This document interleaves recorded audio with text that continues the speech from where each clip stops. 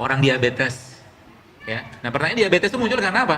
Karena terlalu banyaknya produk yang mengganggu ginjalnya. Ya. Dan nanti saya jelaskan tadi tuh. Ya. Tanda tadi kalau sering banget pusing, sering susah buang air besar, sering sering macam-macam lah. Ya. Keluhan-keluhan ya. Kalau keluhan itu muncul, jangan diobati, pakai obat sintetik. Yang harus Anda kerjakan sering memakan, terutama makanan-makanan yang tinggi kalori ya, tinggi gula seperti itu yang akhirnya mengganggu ginjal. Ya, makanya saya sarankan banget teman-teman mulailah untuk menghindari atau stop kayak gula pasir, tepung gitu. Karena itu tinggi banget, termasuk nasi putih juga tinggi gulanya. Lama-lama gagal ginjal itu adalah biasanya ya, nanti mungkin bisa di browsing lah lebih detail banyak kok. Dimulai dari adanya masalah yang lain, contoh orang darah tinggi.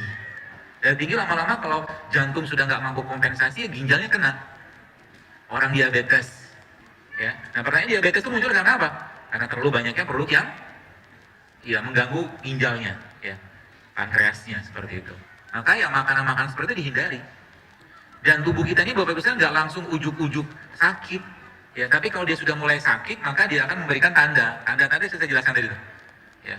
Tanda tadi kalau sering banget pusing, sering susah buang air besar, sering sering macam-macam lah, ya. Keluhan-keluhan ya. Kalau keluhan itu muncul, jangan diobati, pakai obat sintetik. Yang harus Anda kerjakan apa? Benerin makanan, banyakin minum dulu. Ya, cara paling gampang, dan rimpang-rimpang ini menjadi solusinya. Ya. Terus pengobatannya apa? Ya kalau gagal ginjal sebenarnya kompleks sekali sih pengobatannya, karena kita harus, setahu saya sih harus dicari dulu ini masalah di mana. Karena tadi bisa jadi underlyingnya dia itu karena hipertensi, underlyingnya dia karena diabetes.